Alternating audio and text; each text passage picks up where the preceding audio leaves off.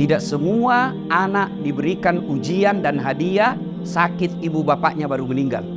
Maka kalau ada anak yang ibu bapaknya sakit, Allah sayang kalian. Kenapa? Allah ingin mendapatkanmu. Nah, kasih kau hadiah pintu masuk surga.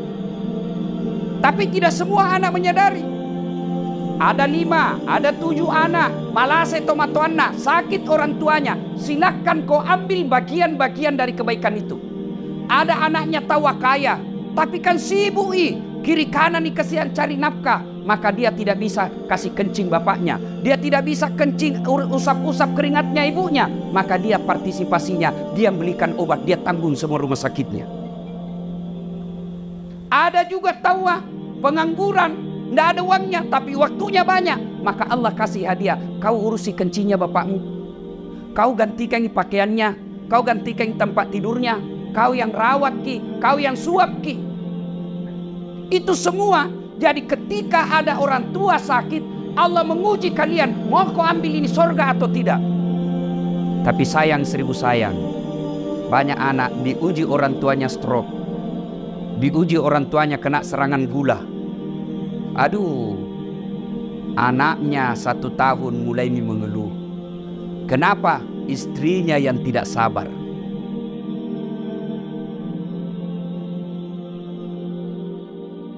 Mati adalah pintu yang setiap kita pasti melewatinya. Berarti Bapak Ibu sekalian, mau atau tidak, tiba saatnya pasti mati. Yang jadi masalah, bagaimana kondisimu mati.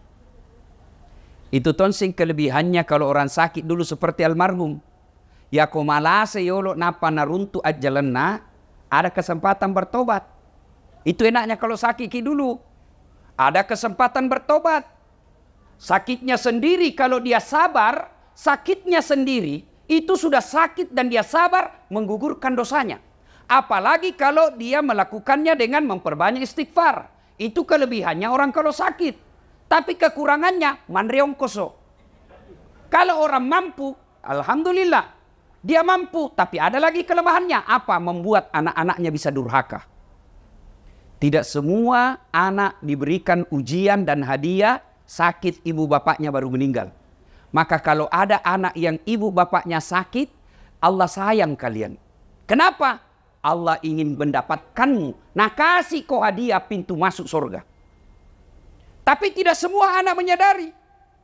Ada 5, ada 7 anak, malase tomatoanna, sakit orang tuanya. Silakan kau ambil bagian-bagian dari kebaikan itu. Ada anaknya tawa kaya, tapi kan sibuk kiri kanan kasihan cari nafkah. Maka dia tidak bisa kasih kencing bapaknya. Dia tidak bisa kencing usap-usap keringatnya ibunya. Maka dia partisipasinya, dia belikan obat, dia tanggung semua rumah sakitnya. Ada juga tawa, pengangguran, tidak ada uangnya, tapi waktunya banyak. Maka Allah kasih hadiah, kau urusi kencingnya bapakmu, kau gantikan pakaiannya, kau gantikan tempat tidurnya, kau yang rawat kau yang suap Itu semua. Jadi ketika ada orang tua sakit, Allah menguji kalian, mau kau ambil ini surga atau tidak. Tapi sayang 1000 sayang, banyak anak diuji orang tuanya stroke, diuji orang tuanya kena serangan gula. Aduh, anaknya 1 tahun mulai mengeluh. Kenapa? Istrinya yang tidak sabar. Maka Bu, hati-hati milih mantu. Kalau masih mahasiswa sanging kuku najina jaga, mana potong kuku pigitongi salon, mau kok kira-kira nak kasih kencing kalau sakit kok.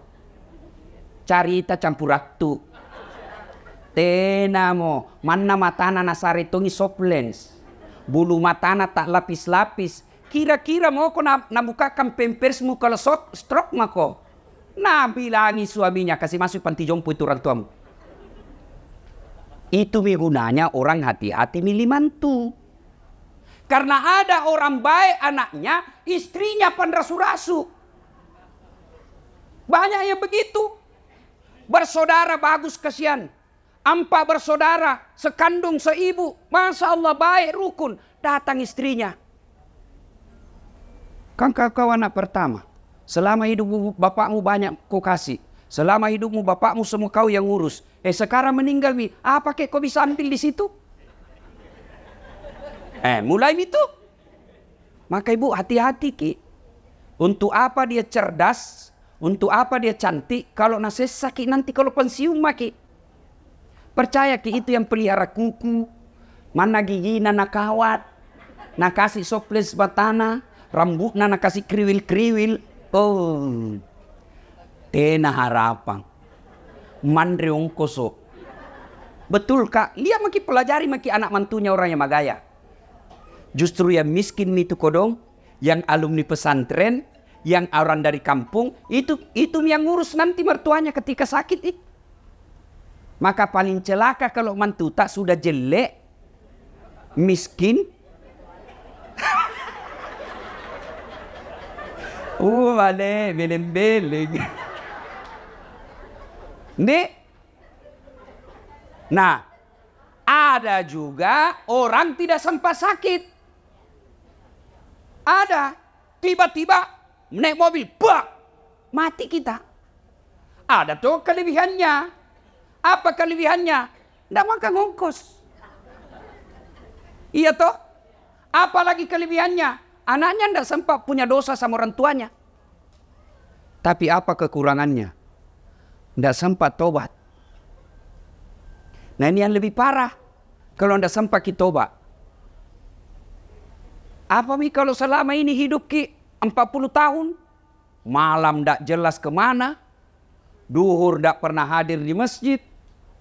Ramadan tidak pernah puasa. Puasa Ji tapi pertengahan, akhir dan awal Ji. Lebaran paling duluan dapat karena di masjid karena baju baru. Nah tiba-tiba mati mendadak, serangan jantung, ditabrak mobil, tenggelam, naik sepeda. Untung saya ingat. Kata pas sepeda.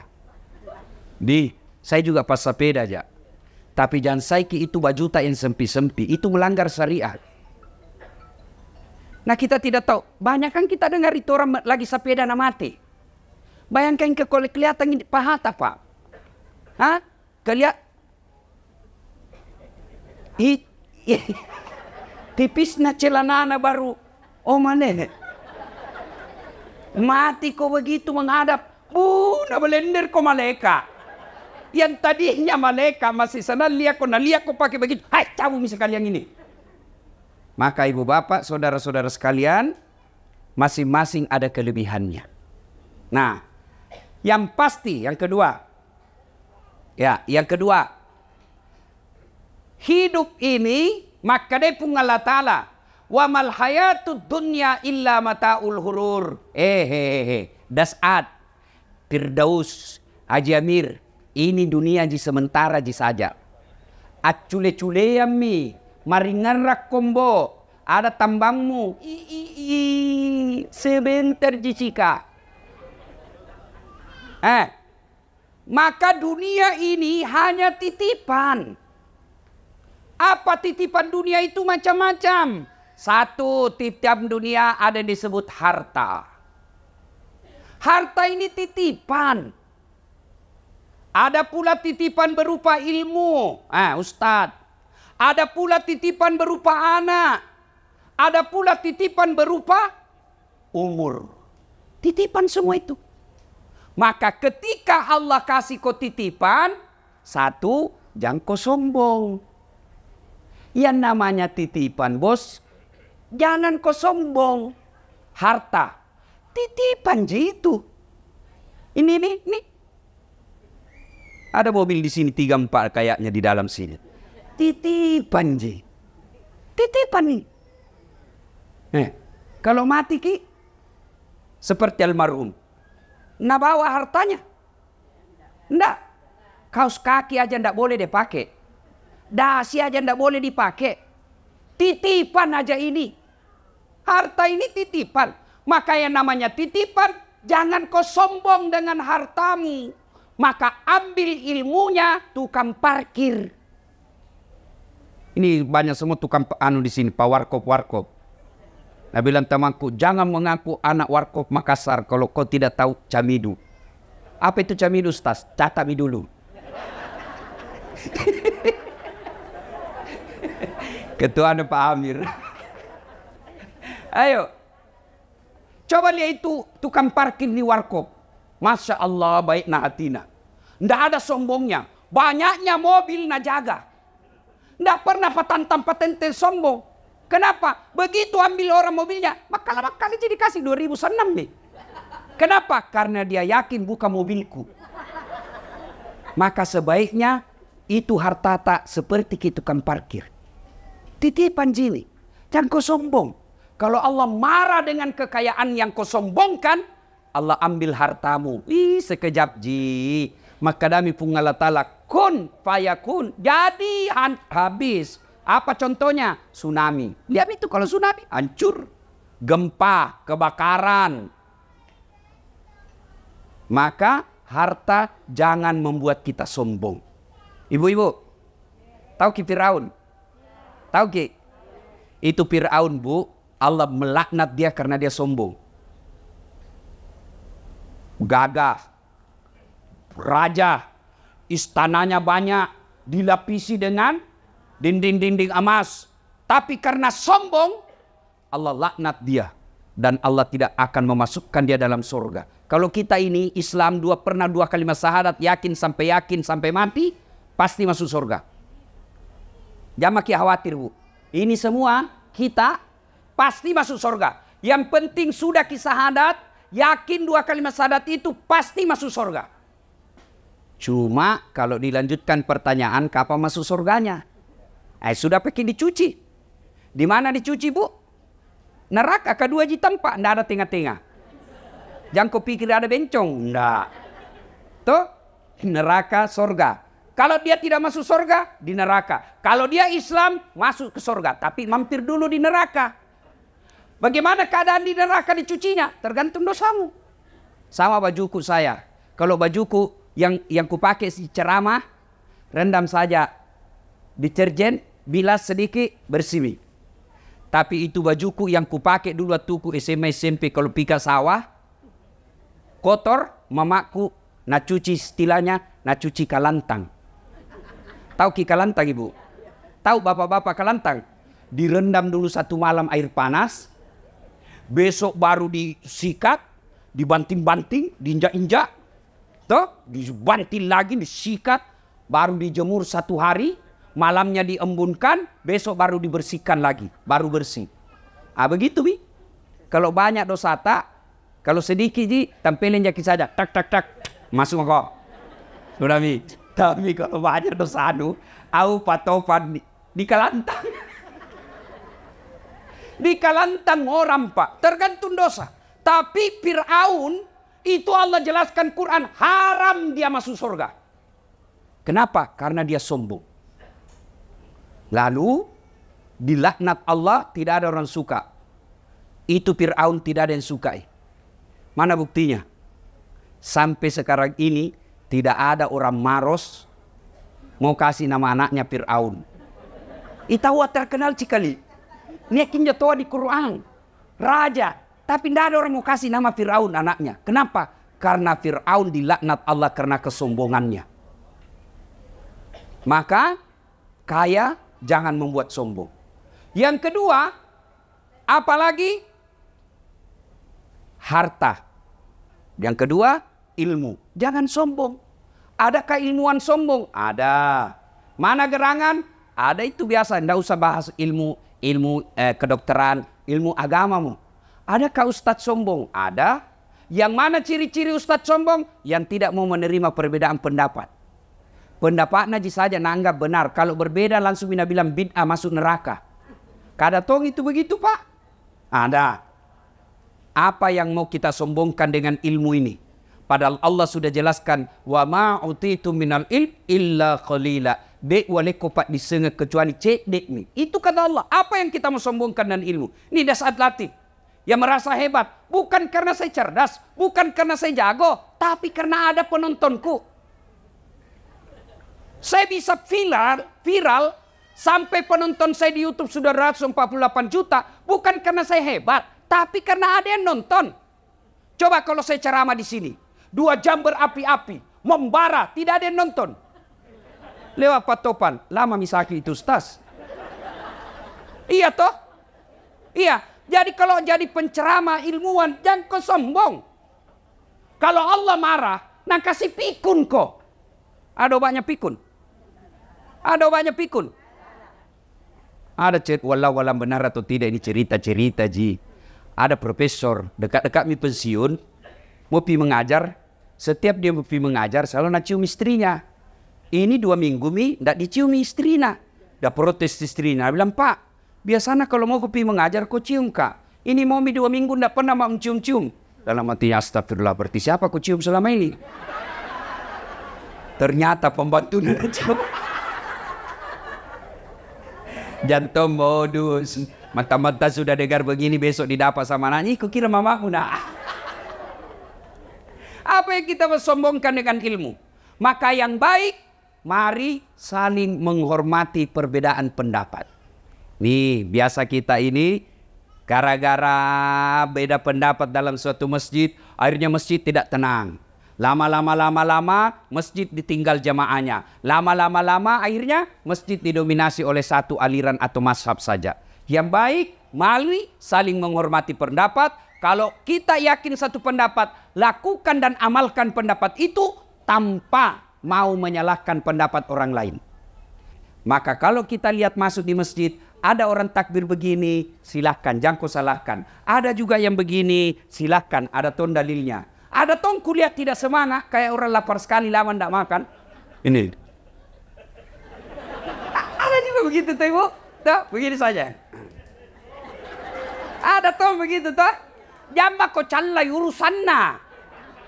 Sibuk duduk kok. Kenapa? Karena kalau dia salah, kau tidak tanggung dosanya. Kalau dia sesat, kau tidak ikut sesat. Tapi kalau kau celah, kau maki, kau hina, kau dapat dosa karena menghina hamba Allah. Selesai. Jadi kalau ada kita lihat berbeda, jangan maki urusi. Mau ki pelihara jenggot, silahkan. Jangan aku bilang yang tidak pelihara jenggot, tidak sunnah. Mau kau yang jengki celananya, silahkan. Yang tongko bilang orang yang dibawa mata kakinya kafir. Tidak.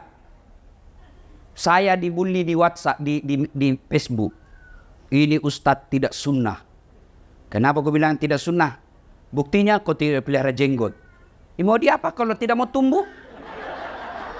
Gara-gara jenggot udah cala-cala kan. Sibuna. Sudah ya. Jadi jangan sombong gara-gara ilmu. Yang ketiga. Apa itu titipan? Sudah harta, ilmu, apalagi?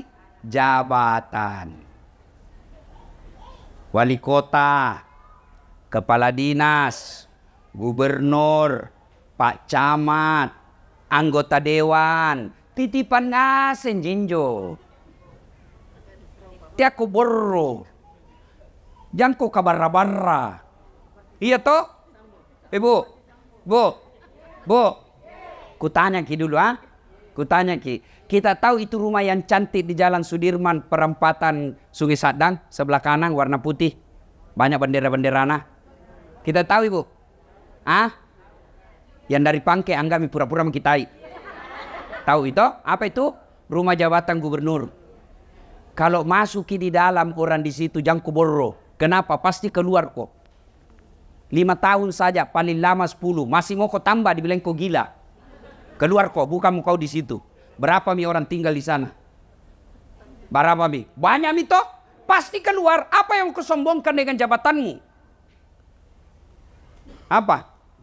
Apa lagi? Ini Hertasning. Ada di situ rumah dinas ketua DPR Kota Makassar. Berapa mi tinggal di situ? Jangan kau borro. Pasti kau keluar. Makanya saya biasa ketawa-ketawa saya dalam hati kalau ada anggota DPR borodudu acece. Tiap mau kau bos, kau 5 tahun jijatanu. Terpilih kau lagi 10 tahun, tidak terpilih wabillahi taufiq wal hidayah. Kutanya ki dulu Ibu, kutanya ki.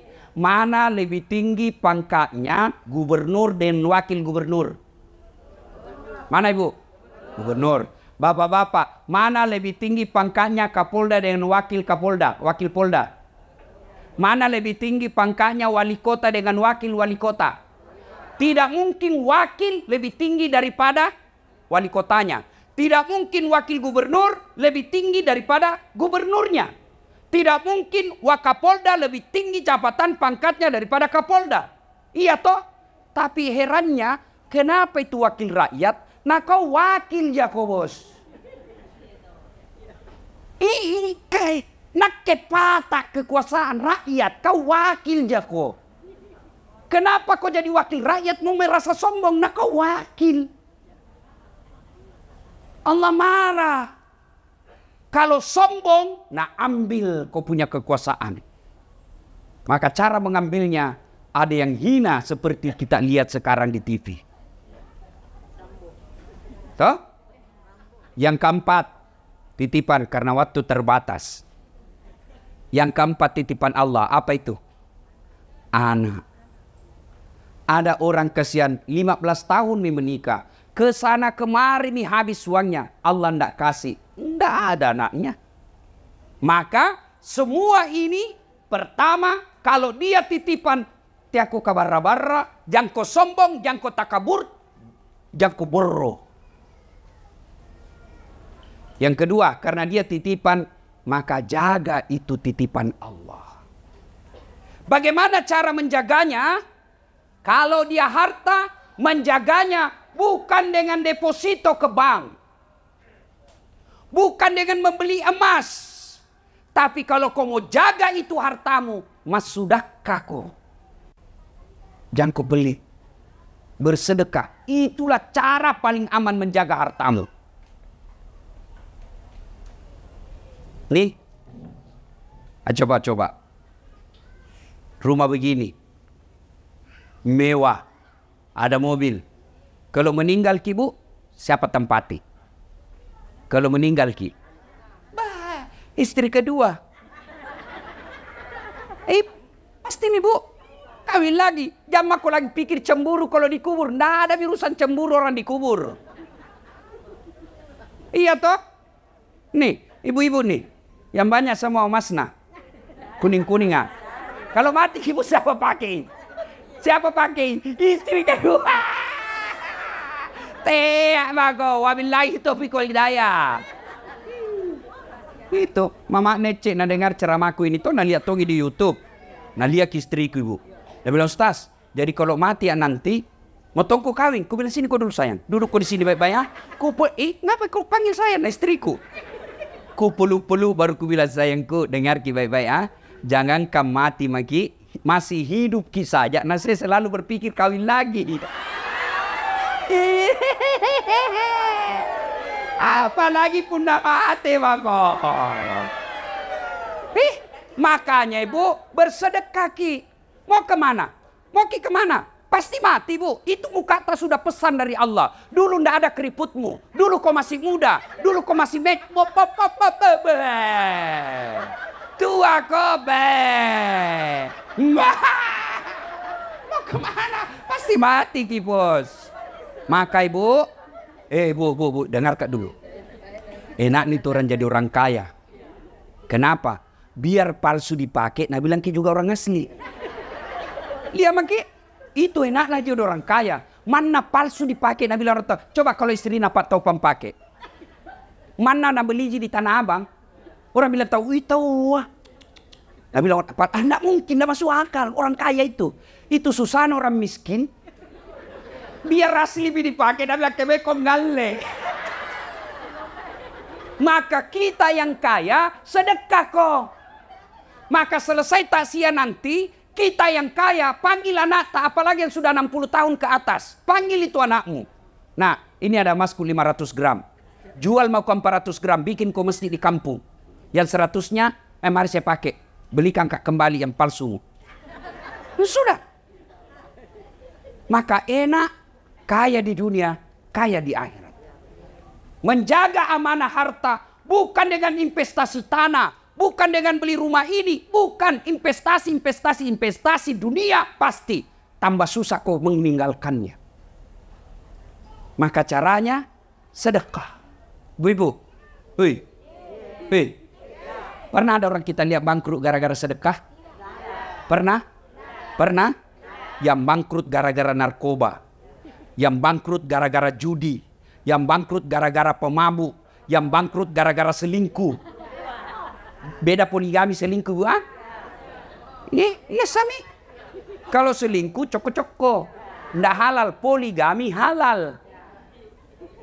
Apa kau tahu, Pak? Berani kok. Nabila temanku, Ustaz. Orang lain istrinya semua singa. Alhamdulillah saya istriku di rumah, Ustaz. Bukan macan, Bu. Kelinci. Nabila, saya istriku kelinci, Ustaz. Tapi saya menjadi kangkung.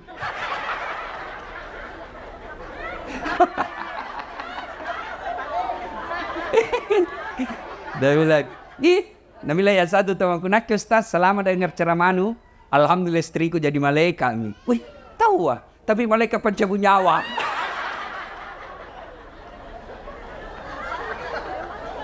Ada kayak cerita sama saya, Ustaz, poligami itu kan sunnah. Betul, poligami itu sunnah, jadi jangan celah. Kalau ibu bapak tidak setuju, boleh, tapi jangan kau celah orang yang berpoligami. Tapi dengan catatan, poligami bagi orang yang mampu. Ibarat pesawat itu pesawat, Pak, ada kan namanya pintu darurat. Tidak boleh dibuka setiap saat. Puna buka tidak darurat, najak kalau ke polisi. Begitu juga itu poligami bagi orang yang mampu. Siapa contohnya? Rasulullah Muhammad sallallahu alaihi wasallam. Kenapa beliau mampu? Salat tahajudnya tiap malam.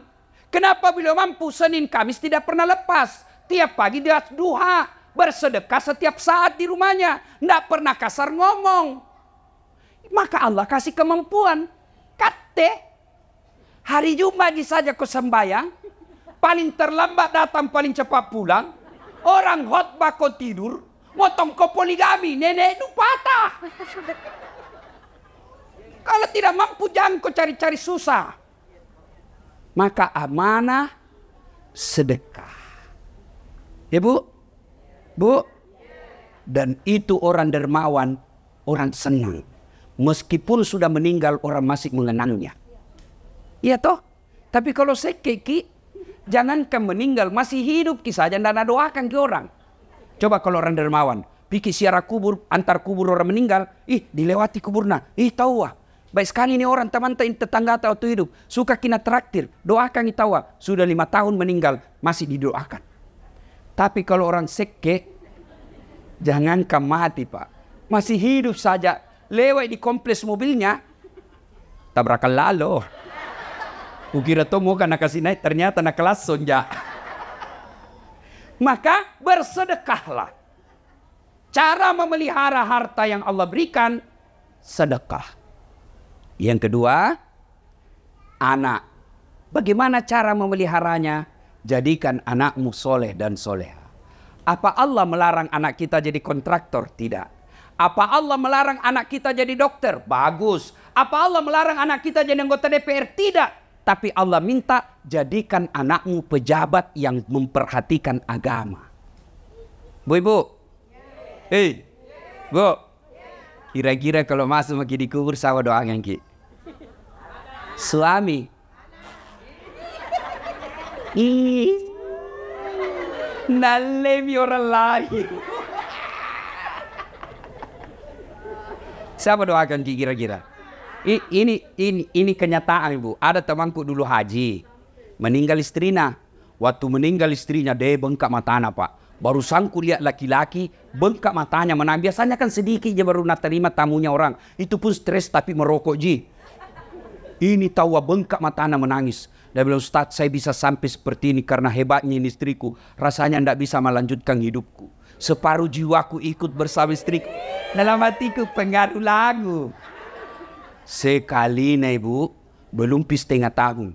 Pihak jogging di Karebosi. Tuh jogging nggak? Ada ketemu. Ada di sampingnya cewek muda putih panjang rambutnya. Nggak pakai jilbab.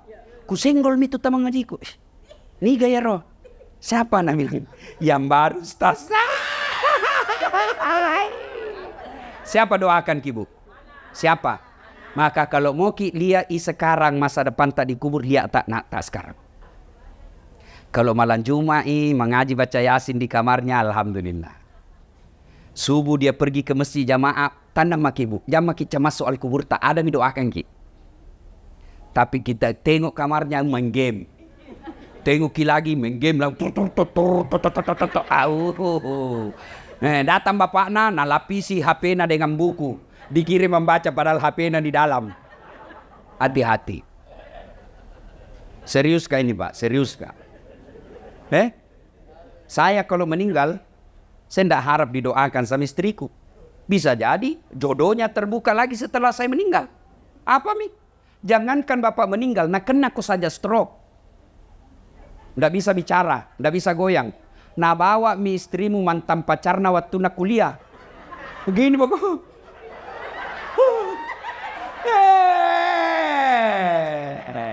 Belum pak kau dikubur itu, belum pak kau dikubur. Apai? Maka anakmu jadi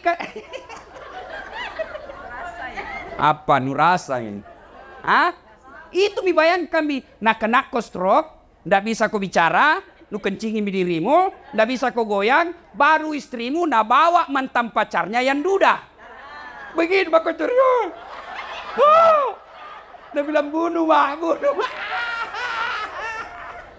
Makanya Bapak Ibu sekalian, doakan anakmu. Bagaimana cara jadi anak yang soleh dan soleha? Baca ki Quran kodong. Baca ki Quran. Ada itu dalam surah Luqman. Jelas itu dibahas oleh Allah mulai dari surah Luqman ayat 14. Ya bunayya, wahai anakku, jangan kau serikatkan Allah. Jak mupat dua puangnya. Beneta lagi dia namanya lipat dua. Apalagi pungalau ta'ala. Ajarkan anakmu dari kecil. Kul huwallahu ahad. Dia tidak tahu tafsir Ustaz. Kasih lagu karena anak-anak senang lagu. Katakan Tuhan itu satu. Merama. Iya toh. Yang mau ku kasih aji lagu-lagu patolo-tolo. Bu ami belaulan kupu-kupu, siang makan nasi, kalau malam minum susu. Mana kupu-kupu makan nasi dong.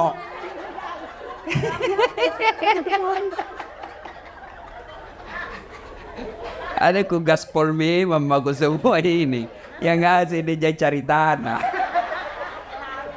Nih bangga anak tahu kalau nak bilang anak tahu luar negeri sekolah pintar bahasa Inggris. Apa beda kalau pintar bahasa Inggris? Apa nu gapa? Memang nak kalau berdoa bahasa Inggris sih. Oh my God, please help me my mother. Cari campur ratu. Iya toh. Salah anak tak pintar bahasa Inggris, bagus. Salah anak tak luar negeri, bagus. Tapi kasihan kalau dia tidak tahu agama. Ada orang kasihan anaknya ke luar negeri sekolah. Pulang lagi diongkosi. Diongkosi, habis uangnya puluhan miliar untuk anaknya. Tapi tidak pernah bangun masjid. Kamase. Bu, saya baru pulang umroh. Kan kalau pikir umroh itu dibawa ke siara toh? Iya. Iya toh? Nah itu kalau orang dibawa siara, dibawa gitu di Madinah, ada namanya siara Masjid 7. Iya toh?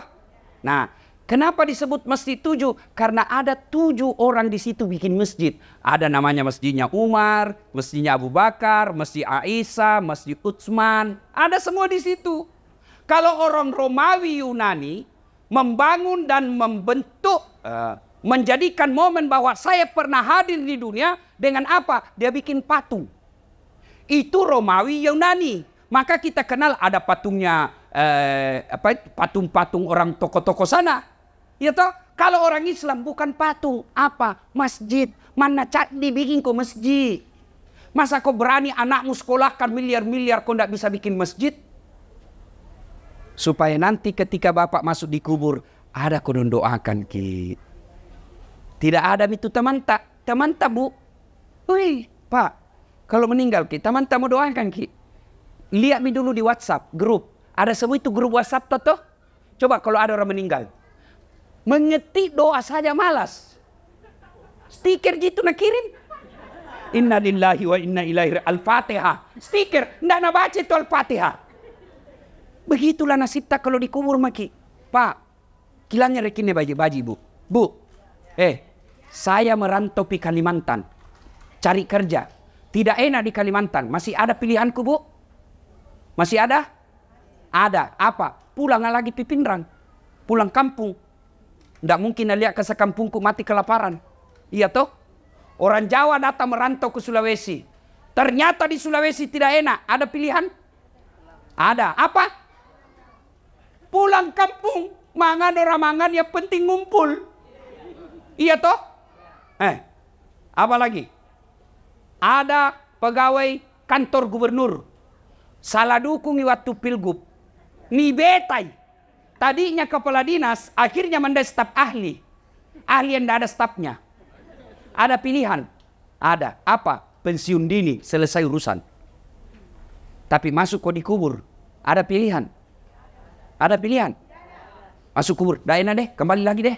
Wow, saya saja masuk kubur, tidak enak. Keluar kak, lari semua orang. Ustaz Dasat, Ustaz Kondan jadi pocong.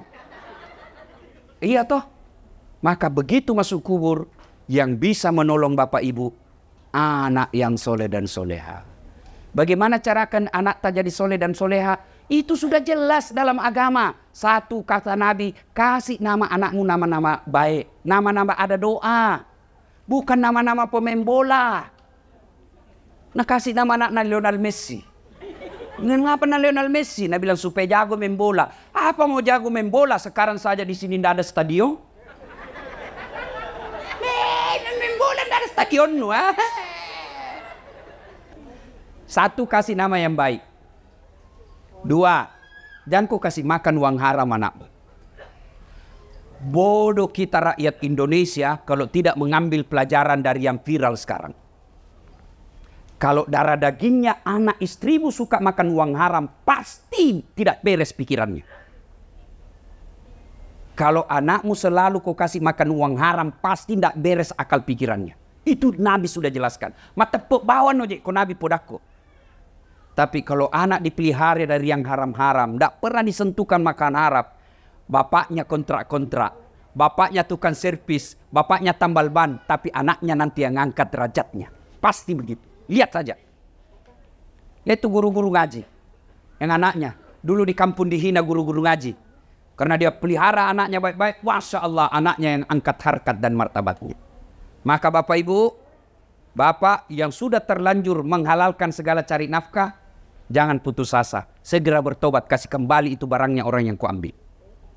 Maka istri yang baik, kalau datang suami tak bawa, maka pertanyaan pertama, Pak, halal ji ini? Biasanya 5 juta ji Pak. Kenapa ini 5 juta 500? Dari mana 500-nya? Halal ji. Kalau nak bilang halal, bawa. Kalau nak bilang tidak jelas, kita mau makan nih. Jangan kasih makan anakku, saya tidak mau. Bisa Ibu? Bisa? Kalau 500.000 bisa. 50 juta? Gue bukan sini gini.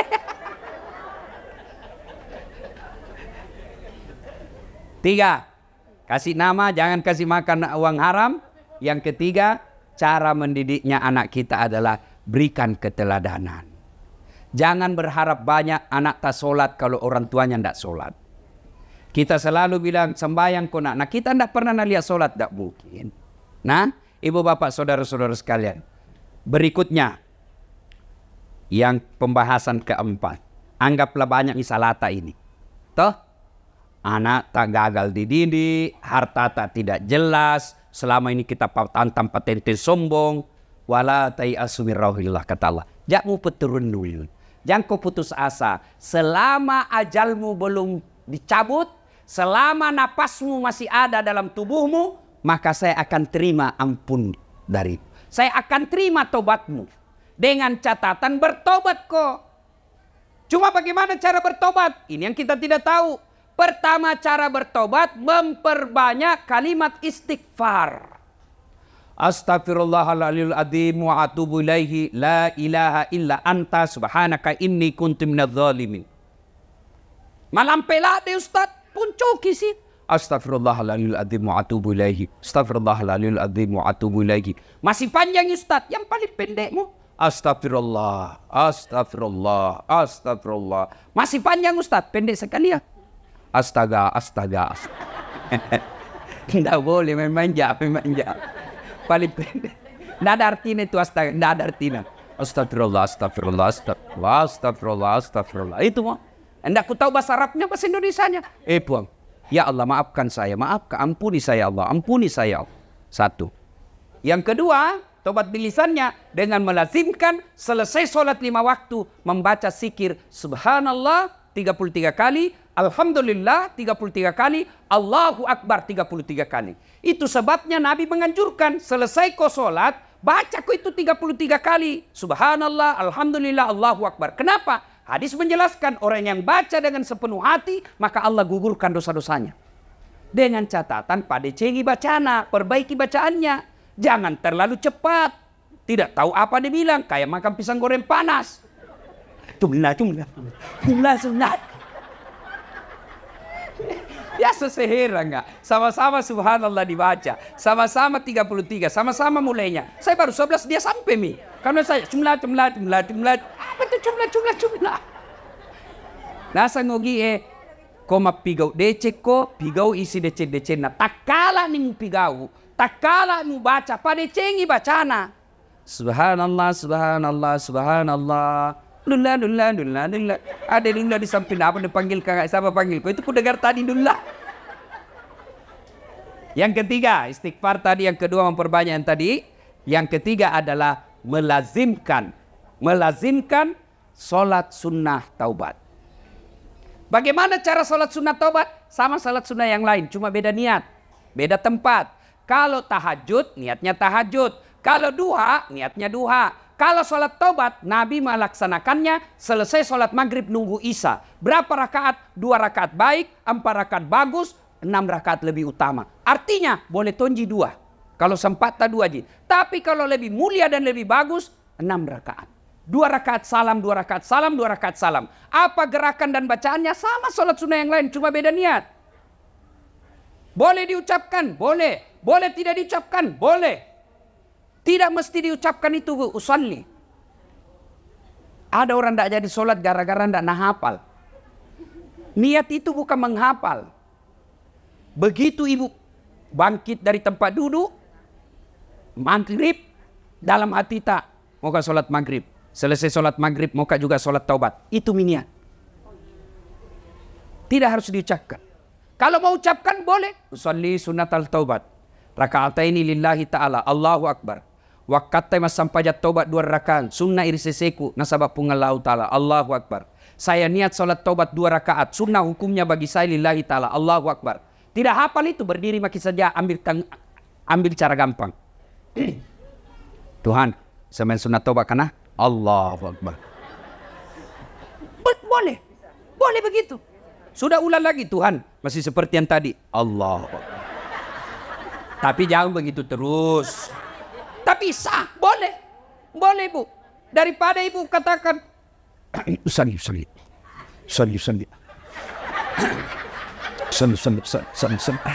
Amal sambil ini ya. Iya toh? Kita bukan ke orang Arab. Ya, maka niat tidak harus diucapkan. Boleh dalam hati. Makanya coba lihat kalau pergi tanah suci, lihat orang Arab bu. Kalau masuk masjid, jalan itu begini toh. Jalan ini. Allahu Akbar. Langsung gitu berdiri tegak. Allahu Akbar. Kalau kita kan selalu dulu. Loading. Di bacaannya sama. Ibu mau baca doa iftitah bagus. Tidak baca tetap boleh. Baca Al-Fatihah. Baca surat pendek. Ruku, i'tidal, sujud. Duduk di antara 2 sujud. Sujud lagi, naik lagi dan seterusnya. Assalamualaikum warahmatullahi wabarakatuh. Di mana tobatnya? Sujud terakhir. Dengan catatan kalau mazhab Syafi'i jangan ucapkan, dalam hati saja. Itu bagaimana caranya? Tahu mungkin. Anggap dalam hati ini gua, anggap dalam hati. Karena kalau ku jelaskan ki dalam hati tidak mengerti ki.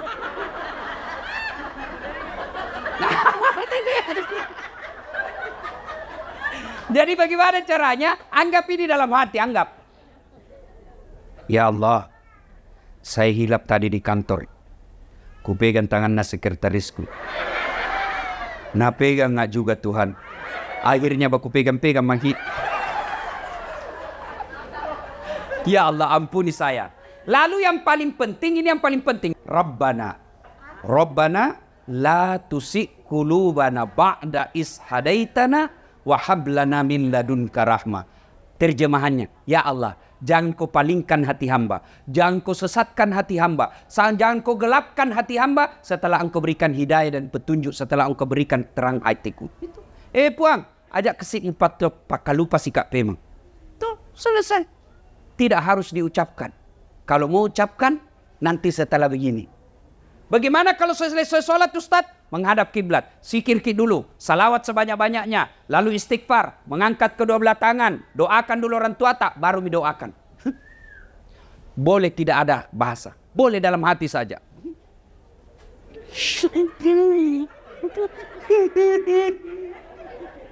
Oh, baru kawin lagi suaminya. Berdoa, tidak harus diucapkan. Nah, namanya salat sunnah taubat. Yang berikutnya cara bertobat. Setelah memperbanyak lisan tadi. Yang kedua dengan salat sunnah taubat. Yang ketiga adalah mengganti kesalahan dengan kebaikan-kebaikan. Kalau selama ini tidak pakai jilbab, dia bertobat, maka wajib sudah dipakai jilbab. Tidak bisa lagi katakan, yang penting kan hatimu. Tidak boleh. Kalau selama ini masih suka judi, bertobat, buang semua hasil judimu, maka kau lakukan yang kebaikan, ganti dengan amal-amal soleh. Dan kalau kita bertobat dengan sepenuh hati, Allahu Akbar, maka di punggung Allah Ta'ala, Innallaha yuhibbut tawwabina. Saya cinta kau hambaku yang bertobat. Sudah berdosa, lalu datang membawa dosa kepada Allah, lalu dia bertobat, maka di punggung Allah Ta'ala, mega dosamu, Adam pengeku lebih mega pak. Malopo dosamu lebih malopo pak Adam pengeku. Berarti yang jadi masalah bukan dosa, yang jadi masalah mau ndak kita bertobat. Tujuan salah satu di antara kehadiran kita ini, selain sebagai rasa simpati kita, rasa duka kita terhadap teman, keluarga, karib kerabat kita atas wafatnya almarhum, juga karena kita ingin lebih memperbaiki diri. Caranya paling praktis, kembali ini, maka ada kesalahan-kesalahan yang kita lakukan, segera bertobat. Jangan lagi menunggu nanti tua, karena ajal tidak pernah menunggu kita tua. Jangan lagi berpikir, saya tobat dulu. Tidak, segeralah. Karena taubat tidak harus tua, tidak harus muda, tidak harus segera, tidak harus banyak dosa, tapi taubat adalah urusan setiap manusia yang ada nyawanya. Setiap ada nyawa, pasti ada dosa. Dan pada saat dosa, bukan dosa masalah kita, tapi mau tidak kita bertobat. Ibu, bapak, saudara-saudara sekalian, inilah tausiah kita pada taklim kita kali ini. Mudah-mudahan ada manfaat. Terima kasih atas segala perhatian. Mohon maaf atas segala kekurangan. Usikum wa nafsi bitaqwallah. Assalamualaikum warahmatullahi wabarakatuh.